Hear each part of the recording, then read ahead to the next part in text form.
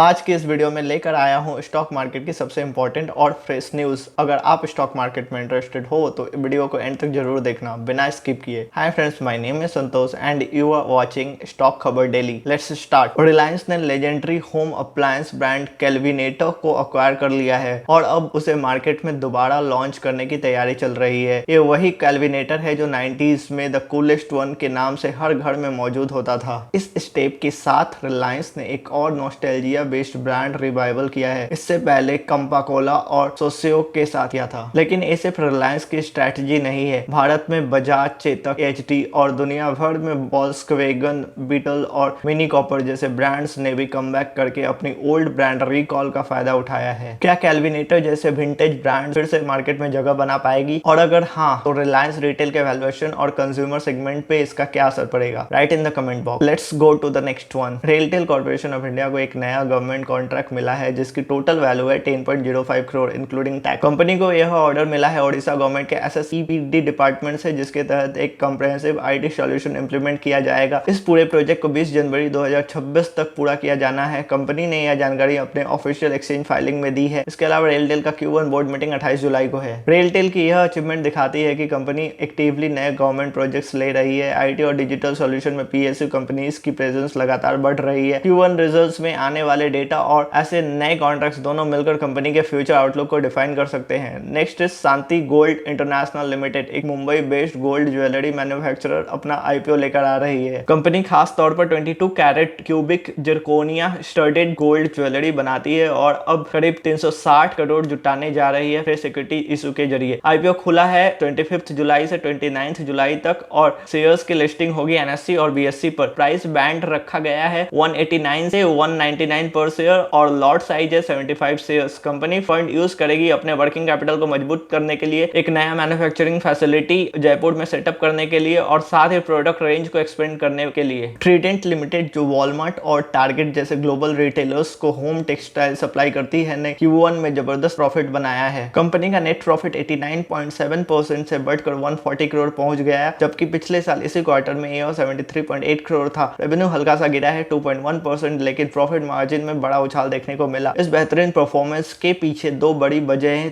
रही। ओवरऑल खर्चों में 7% की कटौती, इनपुट कॉस्ट में सुधार, खासकर कॉटन प्राइसेस में नरमी। कंपनी का एबिटा 29.3% बढ़कर 291 करोड़ रहा। ऑपरेटिंग मार्जिन भी इंप्रूव होकर 17% पहुंच गया, पिछले साल 12.9% था। ट्रीडेंट टेक्सटाइल्स और पेपर प्रोडक्ट्स के एरिया में काम करती है और इसकी strong global retail tie up से स्टेडी डिमांड और स्टेबिलिटी देने में हेल्प करती है। ट्रीडेंट की कॉस्ट एफिशिएंसी और मार्जिन एक्सपेंशन स्ट्रेटजी उस पे लॉन्ग टर्म इंपैक्ट डाल सकती है। Stable raw material cost future performance के लिए अच्छी खबर है। कंपनी का फोकस प्रॉफिटेबिलिटी और ऑपरेशनल स्ट्रेंथ पर क्लियरली नजर आ रहा है। Next, M&B engineering IPO. Gujarat based M&B engineering limited, जो प्री इंजीनियर्ड बिल्डिंग्स और self supported steel roofing solutions बनाता है, 30 जुलाई से अपना आईपीओ लॉन्च कर रहा है। कंपनी ने अपना प्राइस बैंड 366 to 385 पर से अनाउंस किया है। आईपीओ सब्सक्रिप्शन ओपन होगा 30 जुलाई से 1 अगस्त तक। लिस्टिंग एक्सपेक्टेड है 6 अगस्त को। ए आईपीओ टोटल 650 करोड़ का है, 275 crore fresh issue, 375 crore offer for sale by promoters. Funds का यूज होगा capital expenditure, IT system upgrade, 58.8 crore debt repayment. Company के दो बिजनेस वर्टिकल है, फेनिक्स एंड फ्लेक्स, और ये इंजीनियरिंग, लॉजिस्टिक्स, टेक्सटाइल्स, रेलवे जैसे सेक्टर्स को कैटर करती है। FY25 में M&B ने 77 करोड़ का नेट प्रॉफिट कमाया, 68.8% ग्रोथ के साथ। रेवेन्यू भी 24.3% बढ़कर 988.6 करोड़ हो गया है। कंपनी ने अब तक 9500 प्लस प्रोजेक्ट्स कंप्लीट किए हैं और इसके मेजर कंपटीटर्स है Pennar industries, Everest industries, Bansal roofing जैसे players. Next, ITC chairman Sanjiv Puri ने अनाउंस किया है कि कंपनी 20,000 करोड़ का इन्वेस्टमेंट करेगी मैन्युफैक्चरिंग एक्सपेंशन में। फोकस होगा स्ट्रेटेजिक सप्लाई चेन डिसीजंस और वैल्यू एडिशन को बढ़ाने पर। नए ब्रांड लॉन्चेस का इंटेंशन है वैल्यू एक्रेशन यानी लॉन्ग टर्म प्रॉफिट ग्रोथ के लिए ग्राउंड वर्क तैयार करना। ये मूव एफएमसीजी और मैन्युफैक्चरिंग स्केल अप के लिए एक स्ट्रॉन्ग सिग्नल है। नेक्स्ट, रानी कपूर। लेट चेयरमैन संजय कपूर की मां ने सोना बीएलडब्ल्यू के बोर्ड को लेटर लिखा है, जिसमें उन्होंने 25 जुलाई को होने वाली एजीएम को डिफर करने की मांग की है। उन्होंने लेटर में लिखा है कि उनके बेटे की सस्पिशियस डेथ के बाद परिवार गंभीर शोक में है, ऐसे समय में एजीएम शेड्यूल करना उचित नहीं है। रानी कपूर ने यह भी कहा कि वो अपने पति सुरेंद्र कपूर के प्रॉपर्टी की सोल बेनिफिशियरी है। उनको कुछ डॉक्यूमेंट्स कॉर्शियन के अंदर यानी फोर्सफुली साइन करवाए गए, उनको अपने अकाउंट्स तक एक्सेस नहीं मिल रहा है। ये सब कुछ उनके बेटे के डेथ के 1 महीना के भीतर हुआ। लेटर के अनुसार उन्होंने रिपीटेडली डॉक्यूमेंट्स और डिटेल्स मांगे पर उन्हें कोई जवाब नहीं मिला। अब तक कंपनी की तरफ से कोई ऑफिशियल रिस्पांस पब्लिक नहीं हुआ है। Next, India UK free trade agreement 24 जुलाई को साइन हुआ था, जिसमें कई सेक्टर्स को एक्सपोर्ट बूस्ट और टैरिफ कट्स का फायदा मिलेगा।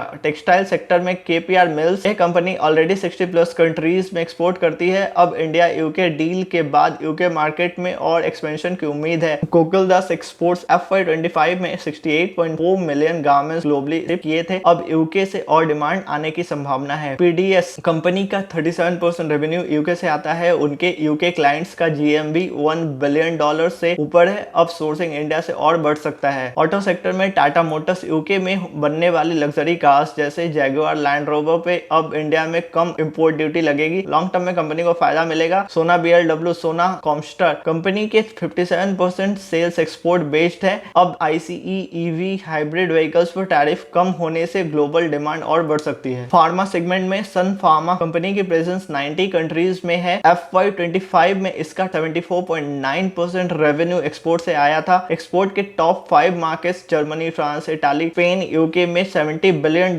तक का एडिशनल मेडिसिन स्पेंडिंग एक्सपेक्टेड है नेक्स्ट 5 इयर्स में। दोनों कंपनीज के पास स्ट्रॉन्ग ईयू फाइलिंग है, यानी ये कंपनीज ने यूरोपियन यूनियन के ड्रग अप्रूवल एजेंसीज के पास अपनी दवाइयों को बेचने के लिए सारे जरूरी डॉक्यूमेंट्स और अप्रूवल्स ले रखे हैं। इनका ग्लोबल लाइसेंसिंग नेटवर्क भी स्ट्रॉन्ग है, इसीलिए इंडिया यूके ट्रेड डील के बाद इन्हें फास्टर मार्केट एक्सेस और एक्सपोर्ट ग्रोथ का फायदा मिल सकता है। इंडिया यूके ट्रेड डील के बाद इन्हें बेटर मार्केट एक्सेस और फास्टर अप्रूवल का फायदा मिलेगा। जेम्स एंड ज्वेलरी सेगमेंट में एफटीए के बाद यूके ने इंडियन ज्वेलरी पर लगने वाले 4% इंपोर्ट ड्यूटी हटा दिया है। यूके हर साल $3 बिलियन का ज्वेलरी इंपोर्ट करता है। अभी इंडिया से यूके को $941 मिलियन ज्वेलरी एक्सपोर्ट होता है, जिसमें $400 मिलियन सिर्फ ज्वेलरी सेगमेंट का है। ग्रोथ का स्ट्रॉन्ग स्कोप है। राजेश एक्सपोर्ट्स इंडिया का सबसे बड़ा गोल्ड एक्सपोर्टर है। कंपनी का गोल्ड रिफाइनिंग प्लांट स्विट्जरलैंड में है। R&D और manufacturing setup Bangalore plus global level पर है। रिटेल, होलसेल और गोल्ड प्रोडक्ट डेवलपमेंट में एक्टिव है। इसको एफटीए का फायदा मिलेगा। नेक्स्ट, सिप्ला ने अपने Q1 FY26 के रिजल्ट्स डिक्लेयर किए हैं। कंपनी का रेवेन्यू 6,956 करोड़ रहा, जो पिछले साल से 4% ज्यादा है, लेकिन एस्टिमेट से थोड़ा कम। वही नेट प्रॉफिट 1,298 करोड़ आया है, जो